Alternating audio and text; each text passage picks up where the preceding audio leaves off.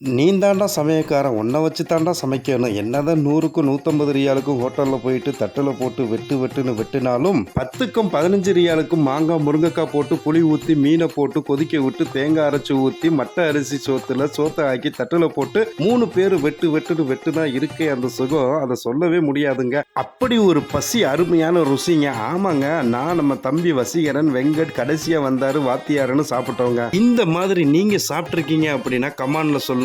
அதுவும் அந்த பொரிச்ச மீன் முட்டையில வச்சு சாப்பிடும் போது வேற மாதிரி இருந்துச்சுங்க. நீங்க எல்லாம் நினைக்கலாம் இவன் ஊருக்கு காசு அனுப்புவானா இல்லையான்னு. சம்பளத்தை அப்படியே அனுப்பிடுவாங்க. அப்ப எப்படா இவனுக்கு காசு கிடைக்கிறது தானே யோசிக்கிறீங்க. சொல்றேங்க, நாங்க அப்படி தாங்க. எப்படியே காசு கிடைக்கிது கம்பெனி சீக்கிரட். நீங்க வீட்டு டிரைவரா இருந்தா தெரியும். இப்படியே சொல்லிக்கிட்டே இருந்தா பேசிக்கிட்டே இருந்தா எப்பதான் சாப்பிட போற அப்படி தானே கேக்குறீங்க. சாப்பிட்டு காட்டுறேன். இந்த 2 மீன் பாக்குறீங்களா, அது எங்க வீட்டுல இருந்து பொரிச்சு வந்தது. அரபிக்டோடைய டேஸ்ட்ல இருக்கு. நான் குட்டி மீனா இருக்கு தெரியுமா, அதை நான் பொரிச்சது வேற லெவல்ல இருந்துச்சுங்க. சாப்பிட்டு பார்த்தோன்னே இந்த மாதிரி வீடியோ பார்க்கணும் மறக்காம நம்ம செய்தி சேனலையும் பேஜைக்கு ஃபாலோ அண்ட் சப்ஸ்கிரைப் செய்து விட்டு பெல் பட்டனை கிளிக் பண்ணிக்கங்க. இன்னொரு வீடியோ சந்திப்போம். By by. தேங்க்யூ ஃபார் வாட்சிங்.